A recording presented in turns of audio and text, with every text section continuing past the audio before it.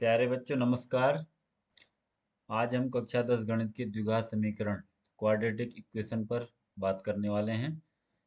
तो हम समझेंगे कि द्विघात समीकरण क्या होती है और उससे संबंधित कुछ प्रश्न भी आगे हल करेंगे। तो आइए देखते हैं। तो सीएच स्टडी पॉइंट में आप सभी का स्वागत है। द्विघात समीकरण बच्चों एक ऐसा समीकरण जिसमें चर की जो घात है वो दो होती है, उच्चतम घात, उसी को हम द्विघात समीकरण कहते हैं। तो इसका बीजीय व्यंजक a x square plus b x plus c बराबर जीरो इक्वल टू जीरो के बराबर होता है। और जहाँ पर हमने ये देखना है कि जो स्क्वायर वाला पद है उसका गुणांक कभी भी जीरो नहीं होगा। ए डज नॉट इक्वल जीरो का मतलब है ये वाला गुणांक कभी भी जीरो नहीं होगा। अगर ये वाला गुणांक जीरो हो गया तो मतलब फिर ये द्विघात समीकरण नहीं रहेगी, इसलिए ये कंडीशन को आपने समझना है। और ए बी सी इसमें क्या है बच्चों, वास्तविक संख्याएं हैं, रियल नंबर है। तो इस परिभाषा को हम यहाँ से नोट भी कर सकते हैं के रूप में द्विघात समीकरण को कहा जाता है। ठीक है। अब इसके मूल होते हैं। मूल क्या चीज़ है देखो, द्विघात समीकरण के दो मूल हो सकते हैं, कम से कम अधिकतम दो मूल होंगे। ठीक है। घात जितनी होती है किसी भी समीकरण की उतने ही मूल होते हैं। तो यहाँ पर हम द्विघात समीकरण पढ़ रहे हैं तो दो इसके क्या होंगे, मूल होंगे। अब मूल कैसे होंगे, समान होंगे, असमान होंगे, काल्पनिक होंगे, ये सब हम चर्चा आगे करने वाले हैं। तो आगे उदाहरण हम देख सकते हैं, उदाहरणों में नजर मारें। तो उसके बाद हम देखो आगे बढ़ते हैं। द्विघात समीकरणों को हल करने की विधियाँ। देखो अब फिलहाल हमारे जो सिलेबस में बचा हुआ है वो गुणनखंड विधि बची है, पहले पूर्ण वर्ग विधि भी थी। तो गुणनखंड विधि ही हम शुरू में करेंगे। तो इस विधि में क्या होते हैं, मध्य पद इस प्रकार विभाजित किया जाता है कि जो विभाजित भाग होते हैं उनका योग मध्य पद के बराबर और दोनों पदों के गुणनफल पहली और तीसरे पद के गुणनफल के बराबर। मतलब तीसरा पद मतलब यहाँ अचर पद है, और पहला पद का मतलब पहले पद का गुणांक का मतलब हुआ जो स्क्वायर वाला पद है उसका गुणांक, और अचर पद का गुणनफल, उन दोनों का गुणनफल करेंगे तो बराबर होना चाहिए, और उनका योग या अंतर करेंगे तो बीच वाला पद आना चाहिए। तो ये हम जब करेंगे सवाल तो तब आगे समझेंगे। पूर्ण वर्ग विधि बच्चों फिलहाल आपके सिलेबस से हटा दी गई है, आगे किसी और कंपटीशन लेवल पर इसको पढ़ाएंगे हम, यहाँ पर फिलहाल इसको छोड़ देते हैं। तो एक क्वेश्चन हमें दिया गया है, जॉन और जीवंती के पास कुल मिलाकर 45 कंचे हैं, दोनों पाँच पाँच कंचे खो देते हैं। अब उनके पास कंचों की संख्या का गुणनफल 124 है। तो हमें जानना है कि आरंभ में इनके पास कितने कंचे थे। तो हमने देखो द्विघात समीकरण के माध्यम से इसको बनाना है। तो सबसे पहले हमने देखा कि जॉन और जीवंती के पास टोटल कंचे थे 45। तो हमने उसमें से जॉन के पास एक्स कंचे मान लिए और जीवंती के पास वाई। हम यहाँ पर जीवंती के पास 45 माइनस एक्स भी मान सकते थे। तो यहाँ पर हमने दो चर में काम कर लिया है, एक चर में भी इसको हम कर सकते हैं। तो दोनों के पास 45 थे तो जोड़ करके 45, समीकरण एक होगी। ऐसे ही दूसरे में पाँच पाँच कंचे खो देते हैं, दोनों में से पाँच पाँच घटा दिया और गुणा कर दिया तो गुणनफल 124 है, यहाँ प्रश्न में लिखा हुआ है। तो उसके बाद हमने क्या करना है, इसको हल करना है। यहाँ से भी हमारे पास एक समीकरण बन गई एक्स और वाई के पदों में, समीकरण दो। अब पहले समीकरण का हमने प्रतिस्थापन किया तो y बराबर 45 माइनस एक्स हो गया, इसको यहाँ रख देंगे तो x square minus 45 x plus 324, ये आपका द्विघात समीकरण आ गया। अभी द्विघात समीकरण के हम गुणनखंड विधि से हल कर देंगे। तो इस प्रकार से ये 36 और 9 के रूप में इसको तोड़ देंगे हम 324 को। अचर पद का गुणांक यहाँ पर एक्स स्क्वायर का गुणांक एक है और अचर पद है 324। तो यहाँ पर मान आ गए 36 और 9। तो ये 36 एक्स का मान है और 9 वाई का मान है। ठीक, ऐसे ही अलग अलग हम क्वेश्चन इस पर आगे करेंगे।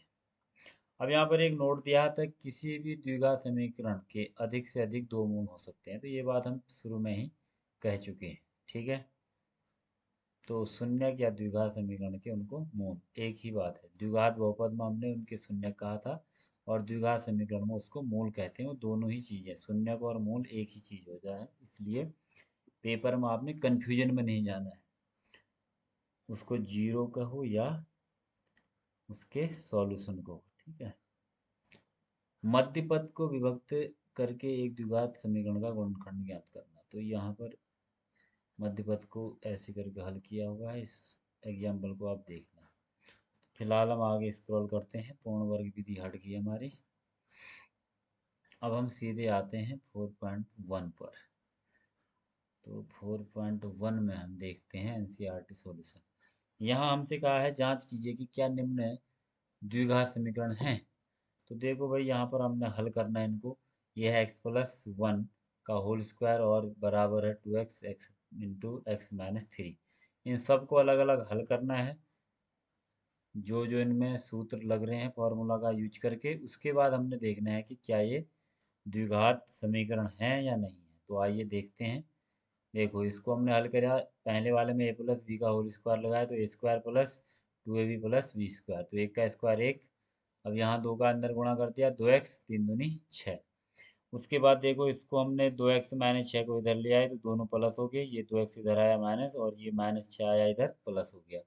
तो ये माइनस और ये प्लस, 0 और 6 और 1 7। तो x² प्लस 7। देखो x² आ गया, स्क्वायर वाला पद आ गया है, और अचर पद भी आ गया है। जरूरी नहीं है, स्क्वायर वाले पद के अलावा कुछ भी नहीं है तब भी ये द्विघात समीकरण होगा। स्क्वायर वाला चर पद होना बहुत जरूरी है। तो इसके रूप में इसको व्यक्त कर सकते हैं। तो b का मान यहाँ 0 है, 7 है।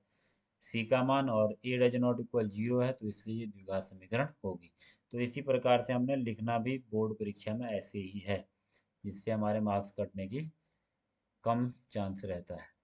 दूसरा देखो, इसको भी हम हल करेंगे बच्चों। इसमें एक्सिस, ये दोनों पदों को इधर ले आए, जो प्लस वाला था माइनस हो गया, माइनस वाला प्लस हो गया। तो देखो, ये दोनों माइनस हैं तो जुड़ जाएंगे, 2 दूनी 4x प्लस 6। तो ये द्विघात समीकरण के रूप में व्यक्त हो रही है। तो ये भी द्विघात समीकरण है। अब तीसरा देखते हैं बच्चों, द्विपद गुणन करेंगे। देखो, x से इस दोनों को गुणा किया, फिर 2 से इन दोनों को, सेम ऐसे इधर भी किया। तो ये अरेंज करके ऐसा आ गया। ठीक है। अब इनको और हल किया तो इस प्रकार से ये समीकरण हमारी बन गई है। तो इधर वाला बाद में किया इसने, यहाँ पर मिसप्रिंट हो गया थोड़ा सा। तो ये x² कट गया बच्चों, x जुड़ गया 2x, फिर ये x इसमें घट गया, बचा 1x। यहाँ पर ये थोड़ा सा मिसमैच हो रहा है। ये 2x से कट जाएगा, 3x में से घटेगा, फिर ये 3x बचेगा। तो यहाँ 3 में से एक और कट जाएगा। ठीक है। तो ये कुछ मिसमैचिंग के कारण ऐसा हुआ है, ऐसा रहा है। तो ये द्विघात समीकरण के रूप में नहीं है, ये x एक्स्ट्रा आ गया इसमें। ठीक है। तो x² इसके रूप में नहीं है, इसलिए द्विघात समीकरण नहीं है। चौथे में देखेंगे, इसमें भी सेम वही करना है। पहले इन दोनों पदों से इधर गुणा किया, 2x का 2x से 2x² माइनस 3 का किया, 3 एकम 3, 3 दूनी 6, माइनस और प्लस माइनस, 3 एकम 3। x का किया x² प्लस 5x। अब देखो, ये सेम पदों को इधर ले आएंगे, दोनों पदों को यहाँ ले आए हैं हम। देखो, तो दोनों माइनस हो गए। स्क्वायर वाले पद में से एक घट गया, दो में से एक, यहाँ 5 दूनी 10 हो गया। ये द्विघात समीकरण के रूप में व्यक्त किया जा सकता है। तो ये हमारा सही उत्तर है। पांचवा देखेंगे बच्चों, इसमें भी सेम द्विपद का गुणन करना है आपस में अंदर, फिर उसके बाद अरेंज करके ये भी हमारा द्विघात समीकरण प्राप्त हो चुका है। उसके बाद छठा भी ऐसे ही है। तो छठा क्या हो रहा है, नहीं आ रहा, 7x-3 आ रहा है, इसलिए द्विघात समीकरण नहीं है। सातवां देखेंगे, देखो a+b का होल क्यूब का फॉर्मूला हमने पढ़ा होगा 9th क्लास में बच्चों। ये होता है a³ plus b³ plus 3ab² और 3ab², 3a² और 3ab²। तो उसकी मान रख के हमारा ये आ गया, और इधर इसका गुणा अंदर कर दिया। अब इनको एक साथ लिया है तो ये त्रिघात समीकरण बनेगी द्विघात की जगह। तो इसलिए ये भी द्विघात समीकरण नहीं होगी। आठवें में भी देखो त्रिघात था, इसमें त्रिघात पदों को हमने हल किया तो ये द्विघात समीकरण के रूप में आ चुकी है। तो इसका हम गुणा करके देखो, इसमें क्यूब वाली समीकरण लगा दी जो सर्व समीका है, और यहाँ क्यूब से क्यूब वाला x कट गया, 0 हो गया। यहाँ -4x², फिर ये x², 6 में से 4 घट गया 2, 12 में 1 जुड़ गया यहाँ पर x। तो 13x प्लस 1। ठीक है, एक यहाँ पर गायब हो रखा कहीं, तो ये वाला एक था, 12x ये था। तो ठीक है, यहाँ लिखा नहीं गलती से इसने, तो 13 हो गए, 12 और 1 13x। तो ये द्विघात समीकरण के रूप में व्यक्त कर दिया। उसके बाद आते हैं बच्चों हम प्रश्न 2 में। यहाँ लिखा है इतने, निम्न स्थिति को द्विघात समीकरणों के रूप में निरूपित कीजिए। तो पहला प्रश्न है, एक आयताकार भूखंड का क्षेत्रफल 528 वर्ग मीटर है। क्षेत्र की लंबाई और मीटरों और चौड़ाई, मीटरों में जो है चौड़ाई के दुगने से एक अधिक है। शब्दों की ओर ध्यान देना है। जो लंबाई है वो चौड़ाई के दुगने से एक अधिक है। भूखंड की लंबाई और चौड़ाई ज्ञात करनी है।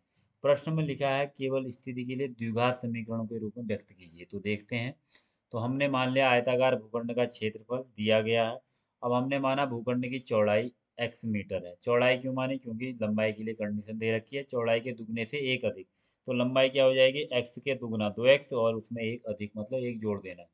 और क्षेत्रफल में 528 वर्ग मीटर दिया है। आयत का क्षेत्रफल होता है लंबाई गुणा चौड़ाई। तो लंबाई और चौड़ाई को गुणा कर दिया, 2x धन 1 और x को गुणा किया 528 के बराबर। अब x का अंदर गुणा किया बच्चों तो क्या बन जाएगा? ये 2x² धन x। तो ये द्विघात समीकरण बन गई है। तो द्विघात समीकरण के रूप में इसको व्यक्त कर दिया। अगर आगे हम गुणनखंड विधि से हल करना चाहते हैं तो हल भी दिया गया है, इस हल पर आप नज़र मार सकते हैं। तो हमारे पास जो x का ऋणात्मक मान आया तो वो भूखंड की चौड़ाई नहीं होगी, बल्कि धनात्मक मान ही चौड़ाई और लंबाई में हमें लेना पड़ेगा। तो चौड़ाई x का मान आएगा 16 मीटर और 2x धन 1 में हम मान रखेंगे 16 दूनी 32 और 1 33 मीटर। तो इस प्रकार से हमारी लंबाई और चौड़ाई प्राप्त होगी। ऐसे ही एक दूसरा प्रश्न है, इसमें दो क्रमागत धनात्मक पूर्णांकों का गुणनफल 306 है। हमें पूर्णांकों को ज्ञात करना है।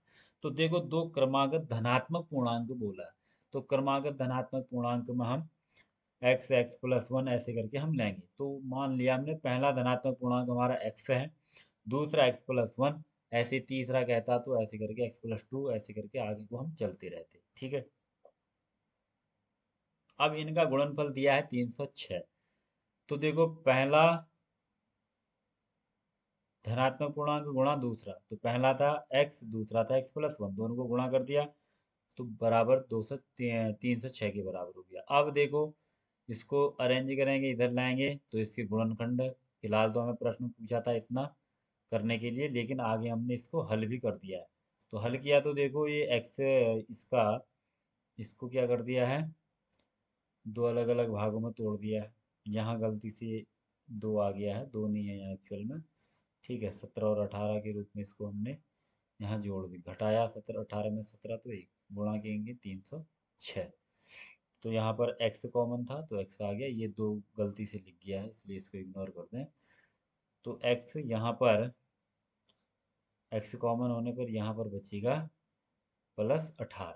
ठीक है, जो इस सर मिस प्रिंट हो गया, इधर 18 आएगा प्लस के बाद ब्रैकेट के अंदर, और यहाँ पर बचेगा -17। तो 17 माइनस का बाहर कॉमन है तो अंदर का माइनस प्लस हो जाएगा और यहाँ भी बचेगा 18। तो देखो, यहाँ भी x+18 था और यहाँ भी x+18 कॉमन हो गया, यहाँ बचा x और यहाँ बचा -17। तो देखो, पहला पूर्णांक हमारा आ रहा -18, लेकिन हमें बोला है धनात्मक पूर्णांक, तो धनात्मक पूर्णांक हम लेंगे 17। और दूसरा हमारा x+1 प्लस का 18, तो माइनस वाला नहीं लेंगे क्योंकि धनात्मक पूर्णांक पूछा है। ठीक हो गया। आगे बढ़ते हैं, रोहन वाला क्वेश्चन देख लेते हैं पहले पीछे। रोहन की माँ उससे 26 वर्ष बड़ी है। उनकी आयु वर्षों में का गुणनफल अब से 3 वर्ष पश्चात 360 हो जाएगी। हमें रोहन की वर्तमान आयु ज्ञात करनी है। तो मान लेते हैं हम रोहन की वर्तमान आयु को x वर्ष, और उसकी माँ उससे 26 वर्ष बड़ी है, तो रोहन की आयु में 26 जोड़ देंगे। 3 वर्ष पश्चात आय की बात हो रही है रोहन की, तो 3 जुड़ जाएगा, और माँ की आय 3 वर्ष पश्चात उसके x+26 में भी 3 जुड़ जाएगा। अब बोला है इनका जो गुणनफल है वो 306 है, तो 306 गुणनफल हो गया। तो अंदर इन दोनों को गुणा किया तो इस प्रकार से हमारे पास ये जो है द्विघात समीकरण प्राप्त हो गई। ठीक है, द्विघात समीकरण हमारे यहाँ प्राप्त हुई, इसको हमने हल किया तो 39 और 7 के रूप में इसको हमने किया। तो 39 में से 7 घटाएंगे तो 32 आएगा, गुणा कराएंगे तो 273 आएगा। तो इसको हल किया बच्चों, तो यहाँ भी x कॉमन लिया तो +39, यहाँ -7x तो x+39। तो x+39 कॉमन हो गया, x -7 आ गया, तो x का मान आ गया 7। देखो, वर्तमान आय 7 वर्ष होगी, तो माँ की आयु x+26 थी, तो उसमें 26 में 7 जोड़ देंगे तो 33 वर्ष हो जाएगी। चौथा क्वेश्चन पीछे पढ़ लेते हैं एक बार।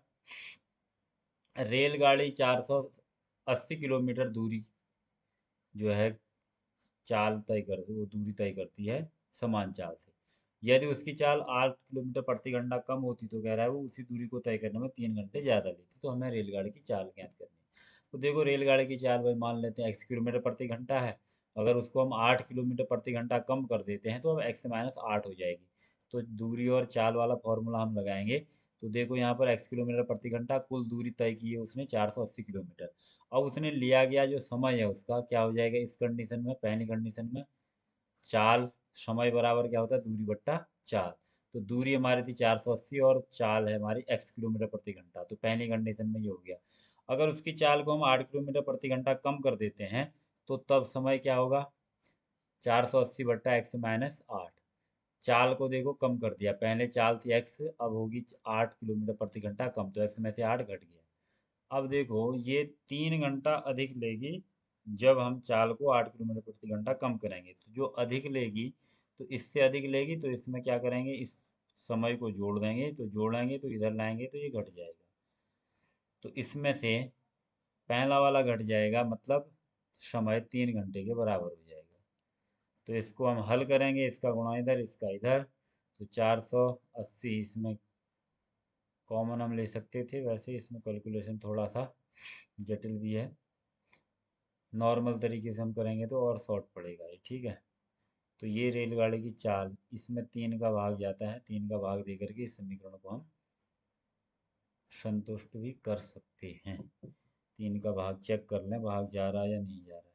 6×4 = 10, 3×13, 3 का भाग नहीं जा रहा। तो इसमें कुछ कैलकुलेशन मिस्टेक अगर है तो आप देख सकते हैं, मुझे कुछ इसमें डाउट लग रहा है, ठीक है। चलो आगे बढ़ते हैं। तो आगे हम अब क्या करेंगे, द्विघात समीकरण के जो मूल हैं उनको समझने की कोशिश करेंगे। तो आज के लिए मेरे ख्याल से इतना काफ़ी है।